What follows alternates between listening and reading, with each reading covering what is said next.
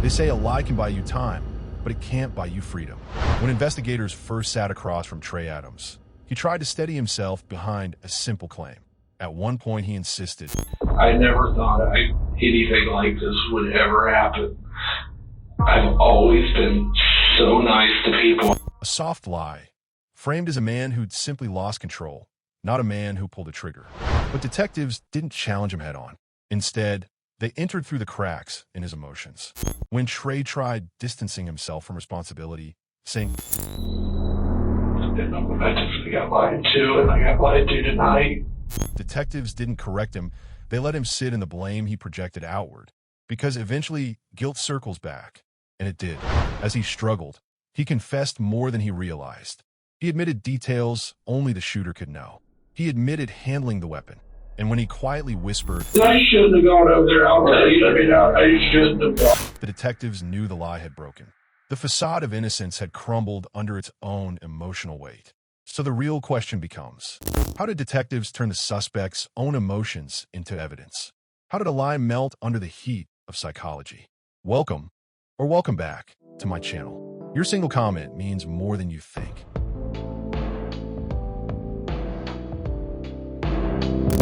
On the night of November 10th, 2019, the air in Athens, Georgia was cool and still, the kind of quiet fall evening when the streets feel half asleep. Around 9 p.m., Trey Adams, a Madison County deputy, drove through the dimly lit roads with a storm churning inside him that had nothing to do with the weather. For weeks, he had been spiraling, jealousy, humiliation, and emotional instability building in the shadows of his mind. Earlier that day, small suspicions had hardened into certainty. He believed his wife was involved with 26-year-old UGA student Benjamin Lloyd Clower. Just after 9:30 p.m., Trey pulled into Lloyd's driveway. The porch light glowed faintly through the late autumn air. Trey fired multiple rounds through the window and into the young man standing inside. Lloyd stumbled, bleeding, and ran into the yard before collapsing near the tree line. First responders fought to save him, but by the early hours of the morning, Lloyd was pronounced dead. Trey fled the scene, but later encountered deputies in a distressed, erratic state, admitting he had come to confront Lloyd. He was taken into custody, his clothes stained, his emotions fractured. At the station, under sterile lights and the hum of the ventilation system, detectives sat him down. His hands trembled, his voice shook, and then they brought him to interrogation. A quiet room, a chair, a suspect whose world had collapsed in a single burst of gunfire. Today, we will look into the psychological aspects of this interrogation.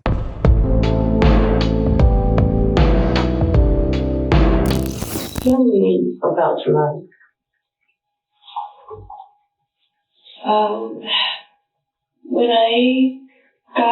When Trey got home,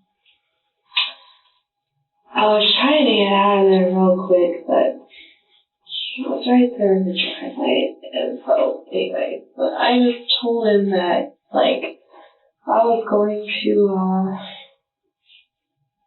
I was gonna go eat dinner, and I'll be right back. And I was. Lloyd invited me over to his house for ribs. So I was gonna go over there, and I thought probably some of our AI people would show up, because Lloyd knows this dude who's on the AI team. Now, first of all, who's Lloyd? Lloyd is my friend. Okay. Who got shot by Trey. Okay, now what is his full name? Lloyd Clower. It's L-L-O-Y-D. Last name is C-L-O-E-R. L-L-O-Y-D-C-L-O-E-R. Okay, how long have you been knowing him? That's a year. I've known Lloyd. But Trey is so possessive and controlling and doesn't want me talking to guys. And I know it's just to protect me, but I get along with guys better than I get along with girls. So I ended up meeting Lloyd and I just talked to him about stupid stuff not stupid stuff. I talked to him about everything because we're friends, but also we're on the same wavelength. So y'all not lovers? No. Not at all. You're platonic friends? Literally platonic friends. Okay. Literally never kissed him, never did anything with him. We never even went anywhere with that. That's just like... Does Trey know Lloyd? No. Detectives allow Charlotte to speak without interruption as she drifts across timelines, emotions, and unrelated memories. This increases the mental effort needed to maintain coherence. The strategy draws on cognitive load theory, Sweller, 1988, which shows that lying requires more working memory than truth-telling. As her cognitive strain rises, contradictions emerge naturally, caused not by confrontation, but by exhaustion. I didn't know him. Never met him? Never met him. How old is Lloyd? Do you know his birthday? He's like 25. I don't know his birthday. That address, that you were at earlier on Jefferson, the old Jefferson River Road? Yeah. Is that his home? That's what Lloyd's renting that place. Okay. Oh my God, his roommate's gonna come back on Tuesday and be like, oh my God. Okay, so Lloyd has a roommate. Yeah, his name is Doug. I've only met him once. You don't know his last name or I anything? don't know his last name. Okay. He's not really...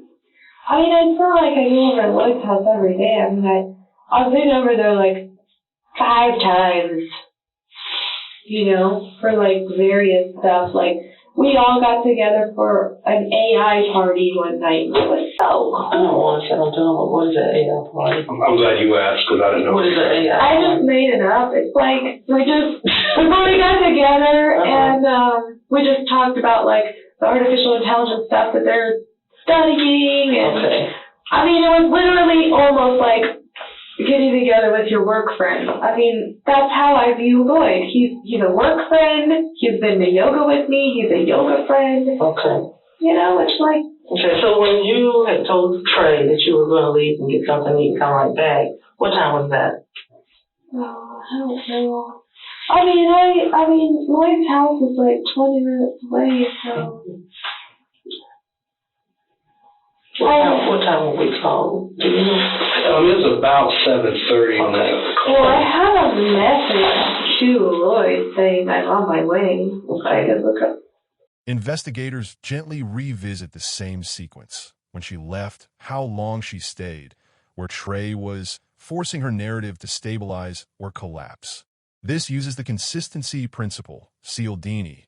1993 truthful accounts remain stable under pressure, while deceptive ones degrade. So you had talked to Lloyd. Active. What do you So mean? he's okay, Lloyd? His little spot is on. I don't understand what you're talking about. Like the green light is on his messenger, and Okay. that must mean he's on it, right? Oh, does that mean he's looking at Messenger right now? Hopefully. Okay, so Because I What was time did you- worried that he did. what time Okay, did you text Lloyd? And had you all previously talked about meeting up and having something to eat or hooking up or whatever today? Yeah. Did he know? Right you were coming here. over? 5:09. What have you been up to? Cooking ranch homework, waiting for this girl to message me. His other girlfriend. Not other, but his girlfriend. He has girlfriends because he's single. You know, it's not like that. Like, we talk about, like, girls together. Like, it's Okay. not. You know what I mean? I mean, that's fine. I'm just trying to get a never used timeline. it. Okay, so 5:09 is when we talked about it.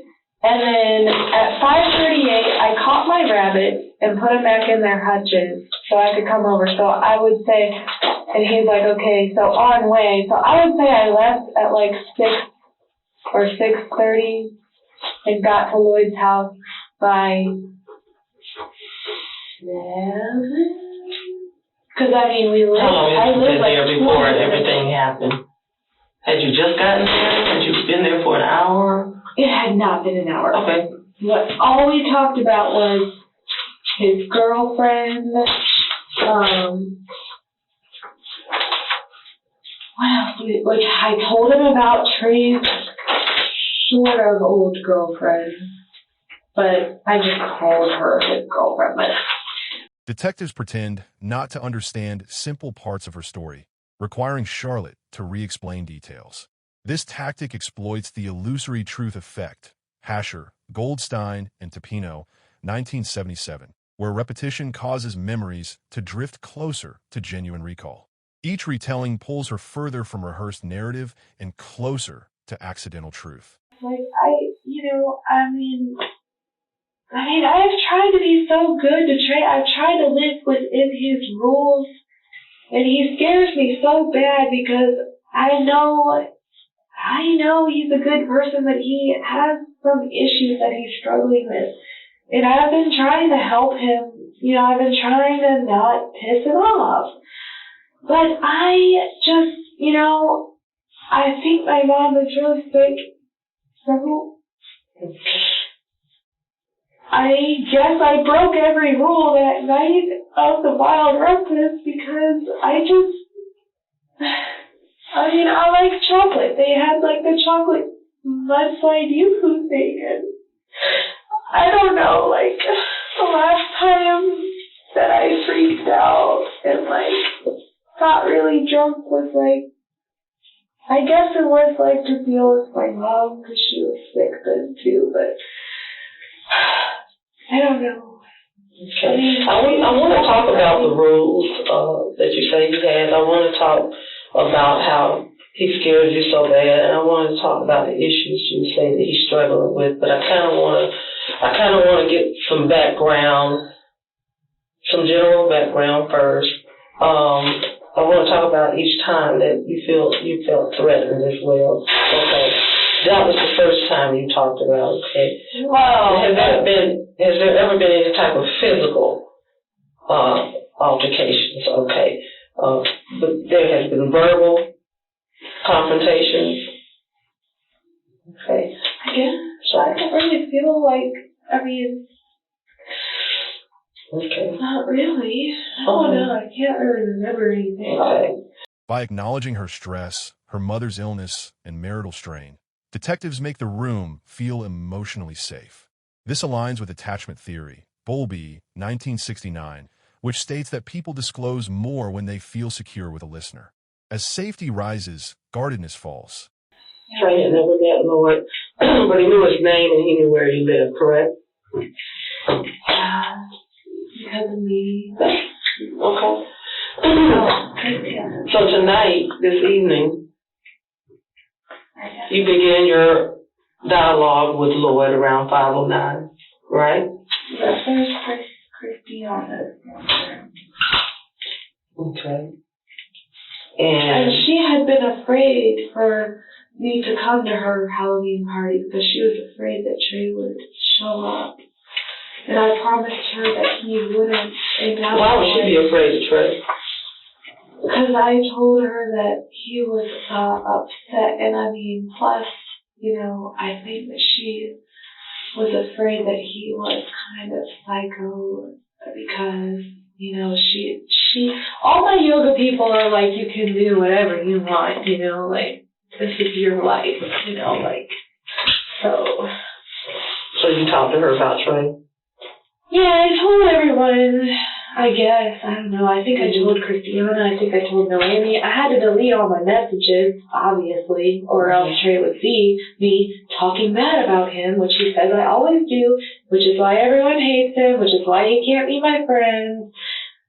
And I'm just like, oh my God, I'm trying to just make it right. Like, I'm trying to get a common understanding between them and between Trey so that, like, maybe they can, like, one day, not anymore, but I was trying that they would one day reach some sort of equilibrium. But it's just not going to happen now.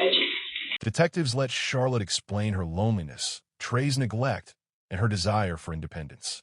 This taps into cognitive dissonance theory, Festinger. 1957, when people feel internal conflict, they justify behavior to reduce psychological discomfort. Her rationalizations reveal her true motives. Tell me what happened once you got there and you had your ribs in your head. So Lloyd kept asking me about training, Why? I kept looking out the window, like always, because I'm afraid that Trey is going to come up there. And I'm afraid that he is going to kill me and whoever I'm with. Every time Now, what makes you think that, though? I mean, you said you had never had any physical altercations. You said that,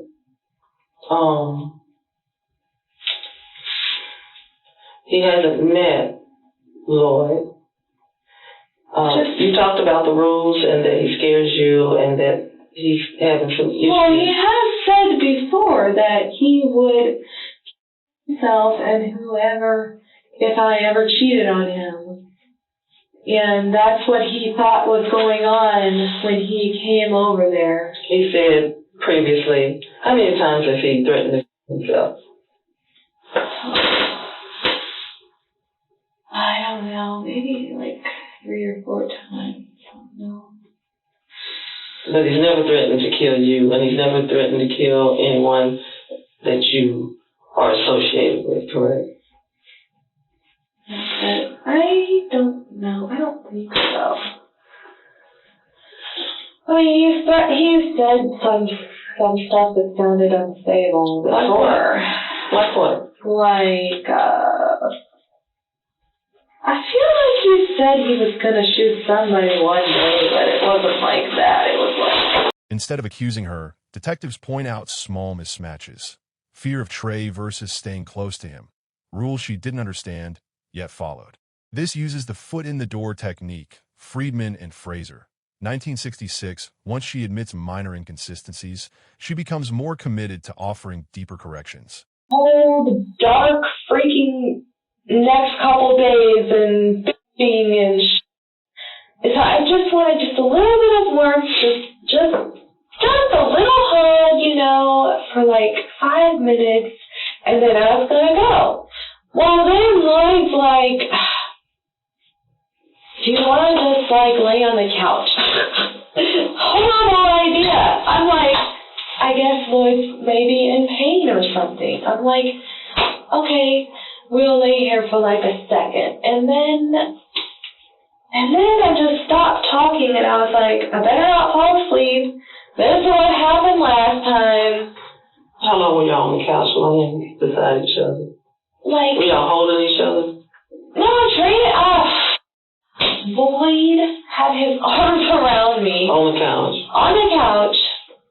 Fully clothed. Never done anything. Like, it's not like that. And, Lloyd said, oh, I want cuddles too. You know? Like, friend cuddles, like whatever, which I guess that's kind of borderline. Like, we probably shouldn't have done that. I mean, obviously we shouldn't have done that. You had your clothes on too? Totally fully clothed. Like, I'm like, okay, so I'm just gonna get some warmth, you know, and then I'm gonna go, you know? And I should have just gone right then, but all of a sudden Lloyd heard something, and he sat up, and I started to sit up, and the door comes open, and Lloyd jumps up off of the couch. I jump up off of the couch, and all of a sudden I see Trey, and he's in his red sweatshirt, and he's screaming at me, and then he what was he saying? all I remember is he started screaming, "You cheating bitch!" When Charlotte reveals boundary-crossing behavior, cuddling with Lloyd, lying by omission, detectives normalize it instead of judging. This is rooted in social norms theory, Perkins and Berkowitz, 1986, which shows people confess more when they believe their behavior won't be condemned. I was still trying to tell Trey that Lloyd was just a friend, and I was like pushing on him with my arm, and Trey got me on the other couch, and he put his hands around my neck and was screaming, "You cheating, all this shit." And I guess he had put his gun away to do this to me. Well, tell me where the gun was when he pulled it out. At what point did he pull the gun out? I think he had pulled it out after didn't realize that, I guess Lloyd was lingering right here. No, don't guess, because you were there. Right. You're not on I was looking at Trey. Okay, that's fine, but you're not on any drugs. You're not on any type of medication that should alter your thinking. So just, like Detective Williams said, just don't be so rushed. It's easy when you're not under the influence, and if you're telling the truth, go A, B, C, D to the Z, sequential order. Just think about it. You know what I'm saying? We're not here to try to make you say anything, but did he come in with the gun already in his hand? I kind of feel like it was like out like this. You kind of feel like, No, let me ask you, let me reword it a little bit. At what point were you first able to see a gun? I saw the gun after. I thought I saw the gun before he got me on the couch. When emotional narration becomes too abstract, detectives shift to sensory detail, where the gun was, how the porch looked, what she saw. This relies on reconstructive memory theory, Loftus and Palmer, 1974, which shows that memory is rebuilt, not replayed. Reconstruction exposes inconsistencies rehearsal cannot hide. What point? And we get like this a chaotic I'm event. reaching for it or something? Or, I want you to try to be exact. yeah. Because we're talking about, this is very serious. It's kind of maybe stuff. You were there. You and Lloyd were there. Right, I was there. Okay. So was the door unlocked, or do you know? Yeah, Because Lloyd doesn't lock his door. it was unlocked. But y'all were really afraid. You were really afraid because you're looking out, but the door is yet unlocked. Right. You didn't lock the door. Well, it's not my house. I don't want to walk myself in anywhere, ever. Yeah, but you're afraid of your husband, you said, right? Yes. Okay, you didn't feel so afraid that you didn't lock the door. That's fine. Yeah, no problem. Yeah, because the last time I was at Lloyd's house, I had the same feelings, and Trey didn't show up. But Trey didn't knock at the door? Mm-mm. Okay, he just comes in. Now, do you remember if he had a gun? There was a noise at the door, like he hit it to get in. Is he right-handed or left-handed? Well, he's ambidextrous, but he's mostly left-handed. He keeps telling me. Which hand was the gun in? It was in the right. Okay. And is it his work gun, or is it his personal gun, or Oh, my freaking God. Oh, my God. I don't think it was his work gun, because I don't think he would do anything. He's always talking about how crappy his work gun is. He had more than one gun. Detectives first let her express loneliness, resentment, and fear, building emotional vulnerability. Only then do they reintroduce contradictions. This uses effective forecasting theory. Gilbert and Wilson, 2,000 people choose honesty when the emotional cost of maintaining lies becomes too high. And I think he shoved Lloyd. I know You're not he's still sure. in the room. But he shoved you. He put you on the other couch and had his hands around your neck, but he wasn't putting a lot of pressure on you. Yeah. Okay. And you said he kept shoving you. Yeah. Okay. He kept trying to shove me on the ground in front of the couch. And I'm not sure, I don't want to say I keep saying I feel like, but I wasn't really I kind of wasn't focused on Lloyd at all, but I don't know why Trey would try to be shoving me down on the floor. Okay. So what happened then? So after Trey had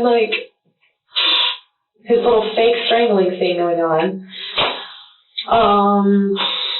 he had got up because I think he had seen that Lloyd was escaping behind him. Mm-hmm. Now that he no longer had Lloyd distracted and worried about me or whatever. Which is kind of flattering. Lloyd should have run. He should have been F this girl. I don't even know her hardly, and I don't care if she gets strangled and how how dare she bring this guy? You know, like he even said before Trey came over, are you going to get me murdered by your husband? He literally said that before we got on the couch. I forgot to say that.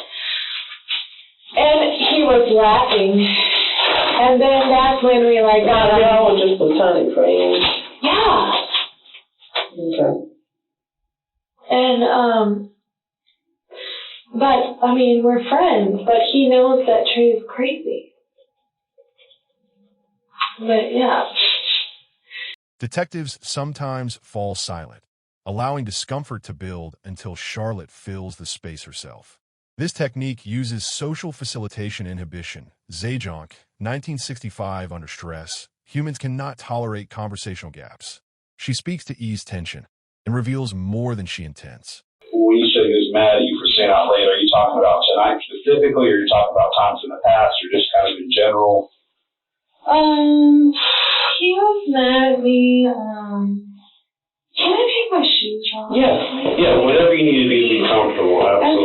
I'm sorry, my feet don't move out. They get really cold.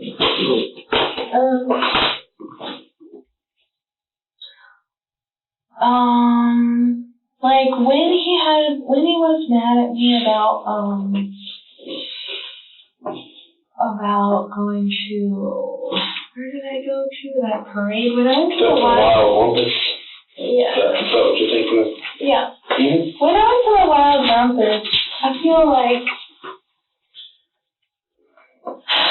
as part of his like rules that I don't understand because I never get them right, I remember asking him, like, do I have a curfew? And he was like, yes. And I was like, okay, what is it?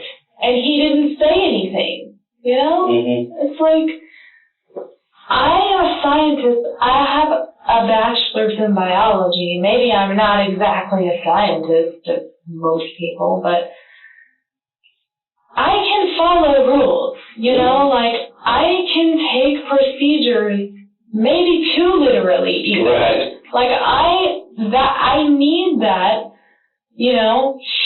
And he just wasn't being that clear with me, I feel like, on the rules. And also, I wanted to know his exact rules so that I could break them also and still get away with it. Mm-hmm. Because I really can't survive like this anymore. And I had been saying that for so long. Detectives ask why questions about Trey's behavior, why he set rules, why he grew angry, why she felt afraid. This leverages attribution theory, Hyder, 1958, nudging her to move from external explanations he was stressed to internal ones he was controlling. Insight weakens denial. So you flat out asked him, do I have a curfew when you went out to the Wild Rumpus? And you said he didn't really answer. Did he just not respond at all, or did he give a vague answer? He just didn't respond. I feel like he just looked up into space. So he didn't say anything at all? No. And I'm like, okay, so I stayed out too late. Okay. So, I mean, this argument was a while ago. So I'm not sure. I don't think he did. What other rules do? So he had an issue with how late you stayed out, but didn't put an exact rule on it. Yeah. He had an issue with you hanging out with guys. He had an issue with drinking. What other kind of rules? I couldn't wear all this bloody stuff that he bought me. Like, I lost, like, a lot of weight, and I wanted to wear some slutty stuff. Not just because I felt like I'm with people I can trust. Like, and Athens is pretty safe in my opinion. I don't feel like I'm going to be stabbed everywhere I go. Savannah, no, I did not wear a slutty Halloween outfit. I wore a very long dress because, Savannah was scared the hell out of me because I worked down there as a bank teller and I was threatened every day, pretty much. So, but maybe it's just because I don't work with the people in Athens, so I don't know, like, Trey knows. I don't know. But I felt safe because I was with my yoga people. So, anyways, apparently I'm not supposed to wear any of the crap that he bought me. Charlotte becomes the expert on Trey's rules, emotions, and history. shifting responsibility for interpretation onto her. This draws from self-perception theory, Boehm, 1972, where people infer truths about themselves by observing their own explanations. Her own words indict her situation. But it's all so cute. And I have been working on my figure, not for that, for my health. Right. Because, I'm 34 now. So I've been working out, I've been eating better, feeling better physically, because I was getting very sick physically. So anyways, I felt like I would look good in those clothes. So I was like, am I just not supposed to wear any of the clothes that you bought me recently? And I think He's the one who bought them for you? yeah. Why do you, and you might not know, it's okay if you don't, why do you buy you clothes if you didn't want you wearing them? He said that, I could wear them around the house, or I could wear them with my girlfriend. Okay. So he bought it to wear, but he was just picky about the environment you wore it in, that kind of a thing. Okay.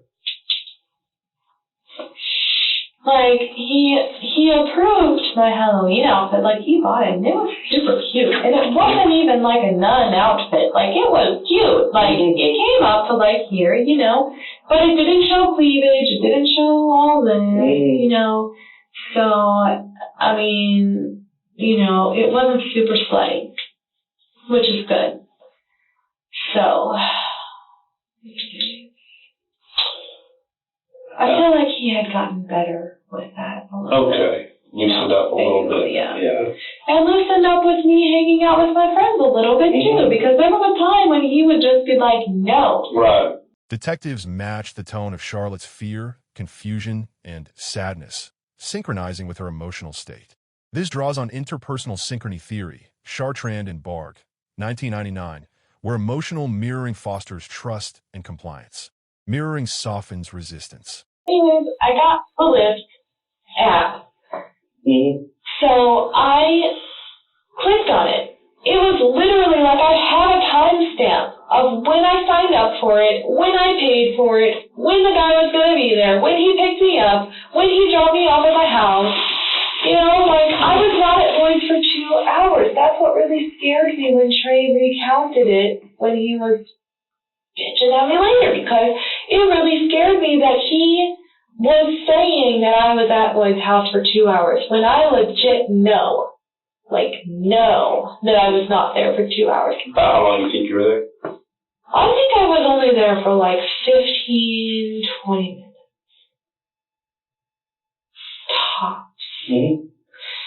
And I've been at Lloyd's house for hours before. Lloyd is not a scary... Lloyd would never do anything to me. Right. It's not like this is the first time that you were there. Yeah, and that's the other thing Trey didn't know when he got mad at me the first time, because he did not know that I've known Lloyd a year. He did not know. And I guess that's what he meant when he was screaming at me that I had been lying to him. But I had not really been lying, just omitting and skewing the truth. Yes, I was at my yoga friend's house. Yes, all these technicalities to skirt around this ridiculous rule he had when I found a person that I have never found before. Detectives highlight the contrast between Charlotte's self-image, responsible, intelligent, rule-following, and the chaotic reality she describes. This activates self-discrepancy theory, Higgins, 1987. The greater the gap between who she believes she is and what she admits doing, the more she feels compelled to reconcile the truth. That tension pushes her toward honesty. I'll try to get you answers for everything, because I know you're wondering about Trey. I know you're also wondering about Lloyd. I'll try to get you answers for all your questions. I just don't have any right now, and I don't want to guess and give you bad information. Yeah, my brother was asking me because I asked him if he would come over tonight because I was afraid, if Trey did get out of jail. But I don't want my brother to be in the line of fire if Trey gets out and comes over. But my brother seemed to think that the first thing that Trey would do when he got out of jail was to come and kill me. So that kind of worried me, so I kind of want to know that. Can somebody call me before they release him? Absolutely. I'll get you information on that. And I'm staying at his aunt's house, and I haven't talked to her. So I'm really worried that... Does she live out on that property, or she is on it? She lives one driveway away from us. Okay, gotcha. And it's her place, and all my stuff is there, and I know she says I'm family, but I just put her son away. Well... So I kind of feel like I could be I could be homeless. I'm not sure. And I need a place to put my animals.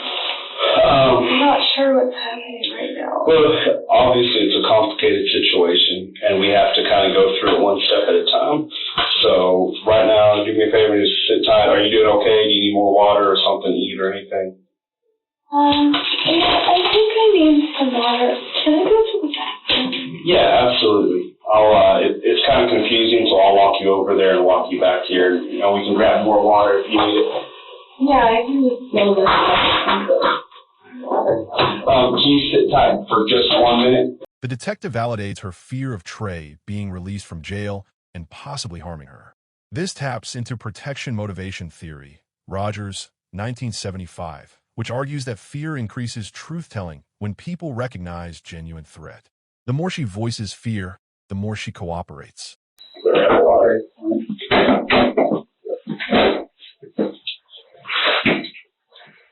I asked him, and he said he hasn't heard. Is he?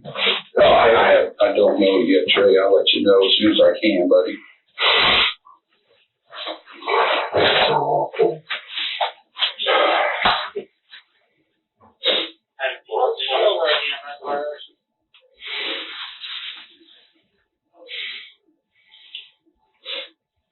Just relax and breathe. This is hard. I lost everything in my life tonight, and I don't think that I've ever made so many people this disappointed all at once. Well, like I said, I'm not mad at you, man.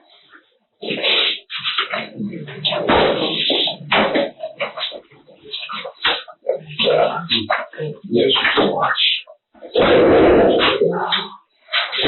Let me, you want me to take those cuffs off? Probably. If you want to, I might have broken my phone. Oh, no, I'll help you do that. It'll come up when y'all interview me, but the fast track to it is, I was trying to bust out the window to my truck. Oh, I see. And I couldn't, but I hit it one good time, and, yeah. All right. It didn't start hurting until about an hour ago. Okay.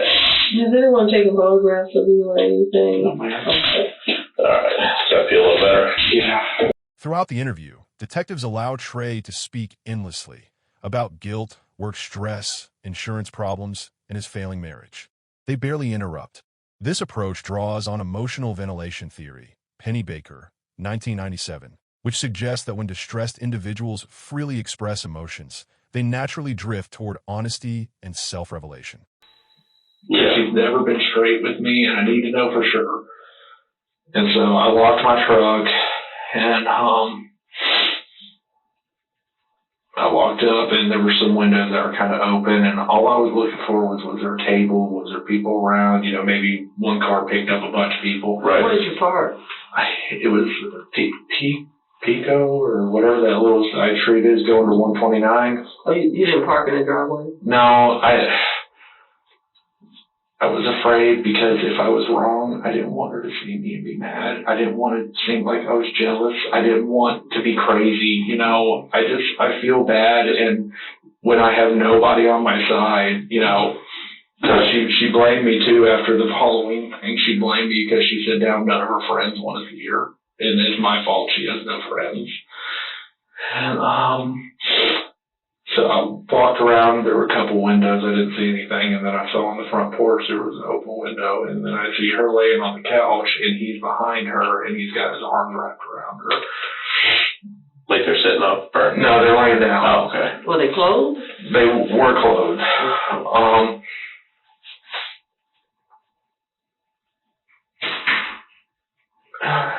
And I opened the door. And as soon as I opened the door, they both jumped up, and the deer in the headlight looked. Yeah. It was locked or open? It was unlocked. And I initially just wanted to yell at both of them. And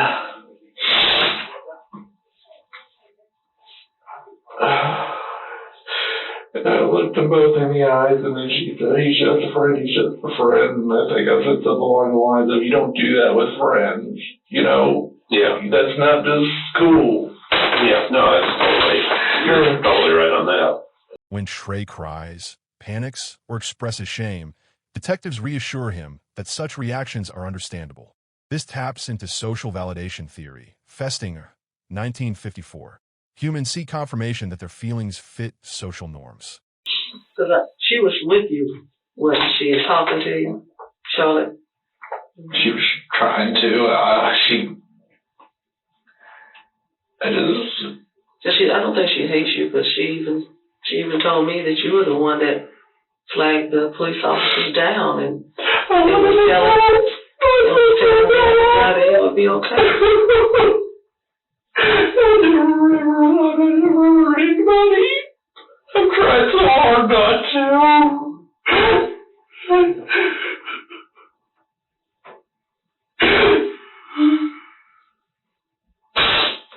I was always a kid that got beat up on. I've been accused of being a too nice cop because I won't fight with people. I've only had one taser deployment, and it was a drive stun, and it didn't work, and I got the living beat out of me in the jail for it. Charlotte says you never ever hit her. Never. And one point when I got the shotgun, in the M&P 45, I scanned the yards. I didn't see him, but then I heard where he was, and I was like, okay, he's there. And I went over to her to tell her that no matter what, I always love her. And but when she rolled down her window, she said something like, "Oh my God, what are you doing?" But I think she said something else that made me think that she was thinking I was going to do something to her. I told her I couldn't believe she thought that I could ever do anything to her. Maybe she just didn't know. I can understand. I mean, I'm shocked. Detectives mirror Trey's tone. Soft when he's grieving, steady when he's confused, supportive when he feels ashamed. This strategy rests on effect mirroring theory, Gergely and Watson, 1996, which states that emotional mirroring strengthens communication bonds. And all the ones I found were either closed or didn't take our insurance anymore. And I found this lady. I feel bad all the time. What is that, blood on your pants, or what is that? I'm assuming blood. And is that from the trunk when you shot out? That's the only thing I could assume because I was bleeding like hell for a little bit. Where were you bleeding from? There was right there on my thumb, right there, and then I had some little micro ones all over. Just from like glass. Yeah, and that's what I think it was because at one point I looked down and my entire hand was covered in blood. I'm taking the. I don't know. How's your thumb feel? It hurts. Okay. Make sure that gets looked after. It's all right. I deserve it. Well, no. I mean, you obviously, there's no reason for you to be in pain. Well, yeah, I mean, but any physical pain for tonight that, we're not going to make you endure your. Because I expect within a few days to be served with divorce papers, which means I'll probably lose my 10th land. And I'm going to talk with somebody because I need somebody to come pick up my guns. I was a firearms collector, and I know I'm not going to be able to be anymore. At your house, you mean? Yeah, but I need somebody to pick them up so they can sell them. By asking about his thumb injury, his job stress, and upcoming divorce fears, detectives position themselves less as interrogators and more as helpers. This tactic relies on benign violation theory, McGraw and Warren, 2010, which states that people are more receptive to uncomfortable truths when the person delivering them feels safe rather than confrontational. Yeah, but, and I think with your dad's land, I don't know this for sure, because I'm obviously not any kind of real estate lawyer or anything, but you got it as a inheritance, right?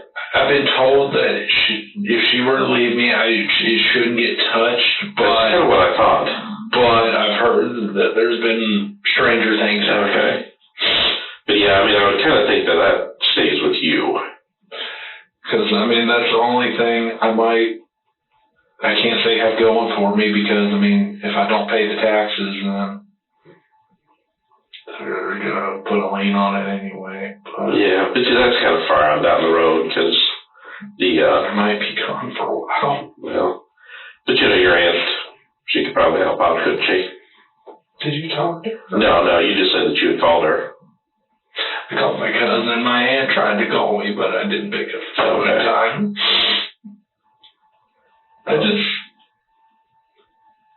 And I know you want me to keep talking because I know you want details because I've done the same thing. Like I was telling, Lester, the guy who brought me in. Oh, okay. I'll tell you what, there's so many new people here That's what I've heard. Because whoever that was that was sitting with you, I've never seen them before.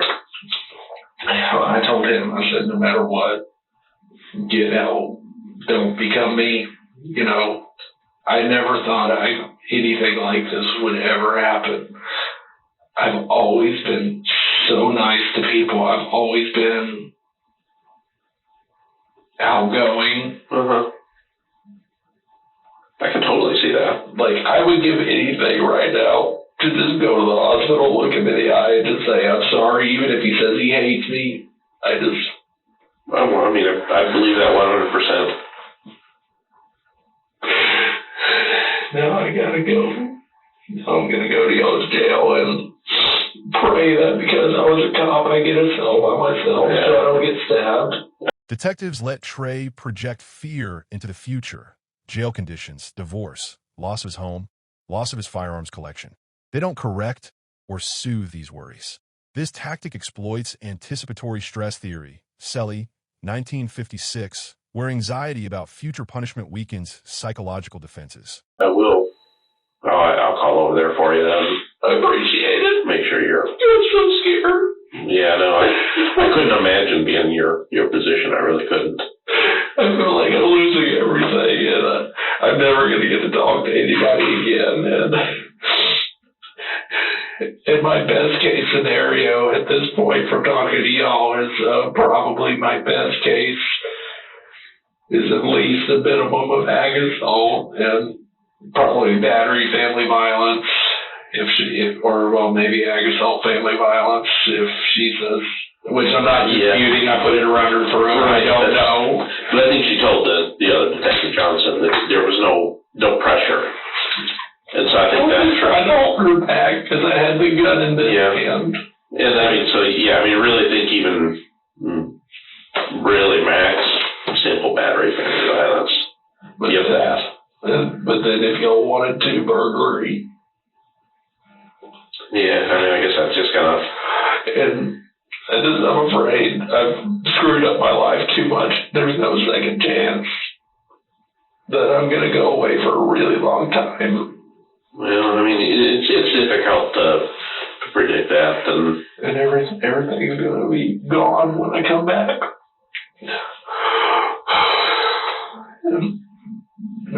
But he's always going to have been shot. He's always going to have felt that pain. He's always going to have felt that fear. But I never wanted to cause that for anyone. No, I believe you. Detectives subtly validate Trey's statements like, I didn't deserve it, and I screwed up my life.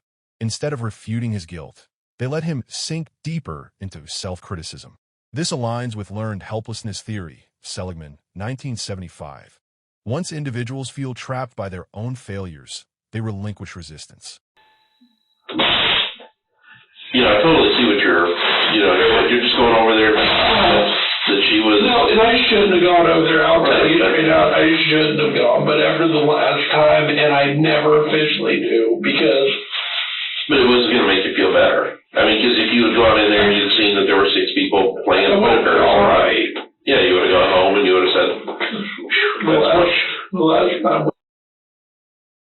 her computer one day. Her computer was running slow, so she had me look at it. And I was going through stuff. She had just all this crap downloaded and all that. So I'm trying to delete stuff, and she had like 5,000 documents. So I'm going to each of them I'm going to each of them one by one, seeing what they are, and if that's something that realistically she needs or doesn't. Yeah. And I get the one where she's talking about like enjoying his kisses when she wakes up and him tickling her feet. Oh. And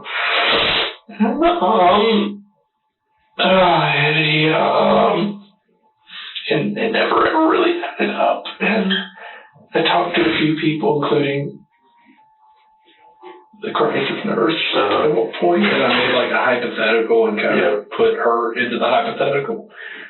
And I was told, I was like, cool. And I got lied to, and I got lied to tonight. And well, you know, people have breaking points that you can only put up with so much sometimes. Every day, I wish while directing traffic somebody would hit me. Detectives repeatedly asked Trey to recount not just what happened, but what he felt: fear, betrayal, humiliation. Each retelling becomes less rehearsed and more revealing. This leverages narrative identity theory, McAdams, 1995, which proposes that people make sense of their actions by crafting coherent stories. Thank you. What's that? Oh, okay. Yeah, I guess so. It's just one of those gun shot residue tests. I don't know that we necessarily. On my hands? Yeah. You ever seen those? Yeah, they are letting me go to the bathroom and I wash my hands already. Oh, okay. Yeah, no, that's fine. I was in the back of the car for 2 hours, and then I was in there like another hour, and I just couldn't hold it anymore. Yeah, no, that's totally understandable then. That's all. And I don't think there's any doubt on it. He said he's went to the bathroom and washed his hands already. I washed them twice, once before and once after. I'm sorry. No, that's okay. That's all that means is that you're conscientious about washing your hands.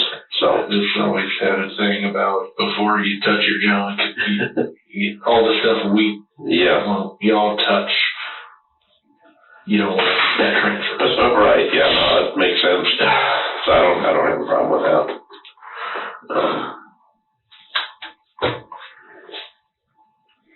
But what do you do what did you do in Madison County? Did you work in the jail or? I was a road agent. Oh, okay. I've been certified for about 5 years now. How do they do that? Is it kind of like, well, here's totally different because there's really very few road deputies in Clare County. Madison County is the full service. Okay. I started at Statesboro. Moments of calculated silence. After Trey admits fear, after he discusses humiliation, after he discovers the victim died, compel him to keep talking. This uses silence discomfort theory, Patterson, 1976, which holds that humans experience silence as social pressure, especially during emotional stress. They just got to the point where it was hug a thug. Oh, yeah. And yeah, I can't believe Statesboro so rough.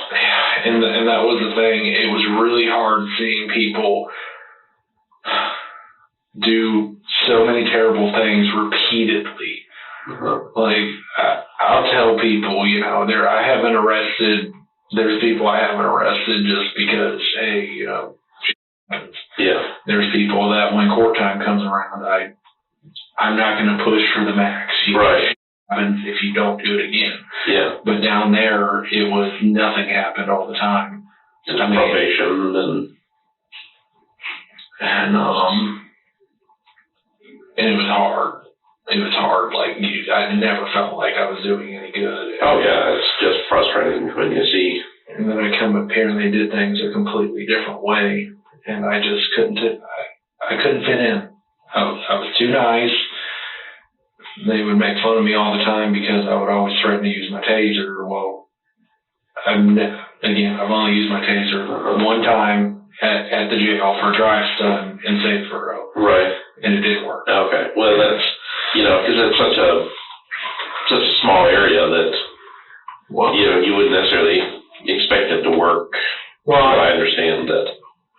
But they make fun of me because I know, though, if you threaten it, sometimes pull it out, whatever, like, people will just comply. They're like, screw it. Oh, yeah. Yeah, definitely. And I don't know how y'all's is, but... Detectives subtly guide Trey from blaming circumstances, insurance problems, jealousy, work stress, to acknowledging personal responsibility. This uses self-attribution shift theory, Zuckerman, 1979, where people change from external attributions to internal ones when gently encouraged. You have 75 or 80 guns at your home? Wow. Not anymore. As soon as I can make a call, I'm going to get a family member to start trying to sell them. Because that's the only thing is hopefully making up from that to pay property taxes till whenever I get out.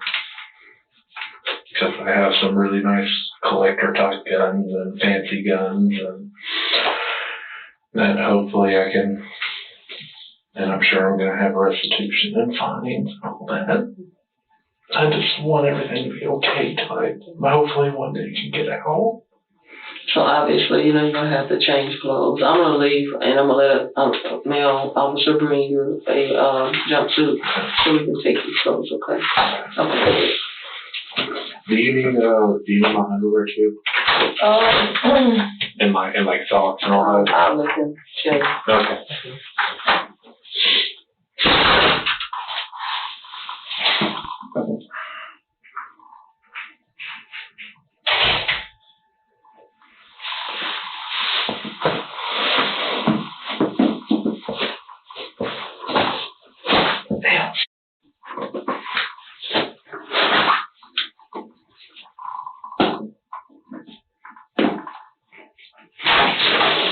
You can keep your underwear and your socks. Okay. And just change into this, and just put your clothes on the table. Yes, ma'am. Okay? Photographs, evidence handling, clothing removal, and the GSR test all diminish Trey's psychological sense of agency. This aligns with control deprivation theory, Rotter, 1966. When people feel control slipping, they become more compliant and honest in an effort to regain emotional equilibrium. This was the one that was on his pants. Okay. Yeah. Do you want to put it in? Yeah, that's fine.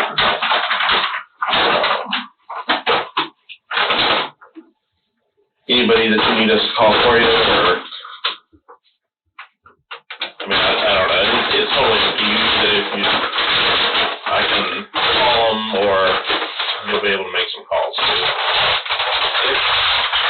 If you could, I don't know anybody's number but Charlotte. I'm sure you have. Okay. Yeah. Even though, like, I'm pretty sure she hates me. Could you at least get her to maybe get Krista or Donnie to come up and maybe visit with me so I can make arrangements? Yeah, Krista. Is that like Krista? Yes, sir.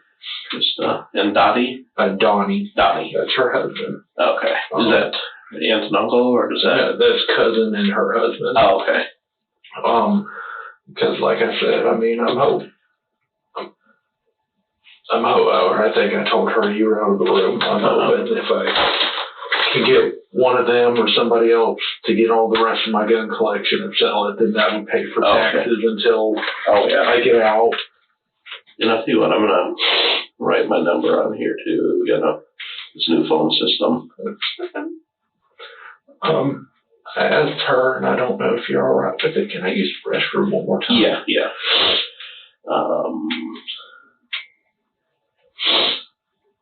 Let's see. So I got that. Detectives sprinkle mild reassurances, help with housing, a phone number for support services, a promise to call ahead to the jail. This taps into hope theory, Snyder, 1991, which states that people are more cooperative when they perceive at least a small pathway toward safety. That's my number. Name it off. I appreciate it. And you can give me a call. In and out of the office. I do polygraphs too, so most of the afternoons I'm busy doing polygraphs. I won't be available. most of the afternoons this week. But Anything else, huh? yeah, I also wanted to tell you that they did the best they could at the hospital, but he didn't make it. So I think we kind of, wanted to make sure that you knew about that. Do you happen to have Charlotte's number that I can bring with me on the guy's car? Yeah, I'll get that for you. Let me see what. I'm never getting out. Oh my God. My God.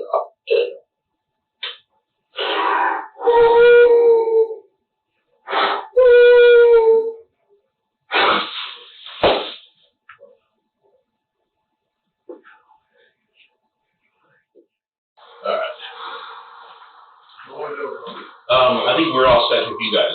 You want to take them to the restaurant? Yeah, you guys, I can come with you or whichever. I'll walk with them. Okay. All right, here's the turn over there. And they're going to take you to the restroom. And you got everything? Yeah, you got it. Oh, yeah, that's weird. By the end of the interrogation, Trey is crying, defeated, and overwhelmed. Detectives remain calm, stable, and present. This tactic uses ego depletion theory, Baumeister, 1998. Once emotional and cognitive resources are drained, resistance is nearly impossible.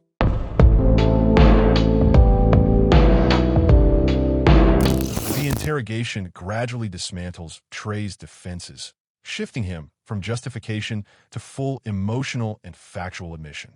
Through calm rapport, open-ended monologues, and carefully timed questions, detectives secure key elements of legal significance: acknowledgement of handling the firearm, details of the shooting sequence, motive rooted in jealousy and emotional instability, and awareness of potential consequences. His statements reveal intent, opportunity, and direct involvement, while eliminating alternative explanations or coercion claims. By the end, Trey's own words establish a coherent timeline that aligns with physical evidence. Legally, this interview provides prosecutors with a voluntary, detailed confession that strongly supports a conviction for felony murder.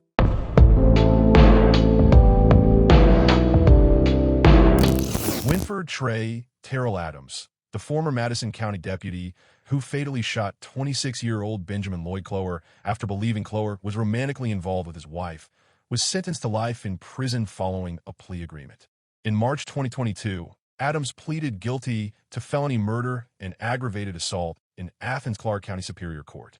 As part of that plea deal, more severe charges, including malice murder, first-degree home invasion, and weapons enhancements, were dismissed. The judge imposed a life sentence for the murder charge and an additional 10-year term for aggravated assault, reflecting the seriousness of taking a life in a crime of passion while off-duty. This sentence ensures Adams will spend the remainder of his life incarcerated for the fatal shooting.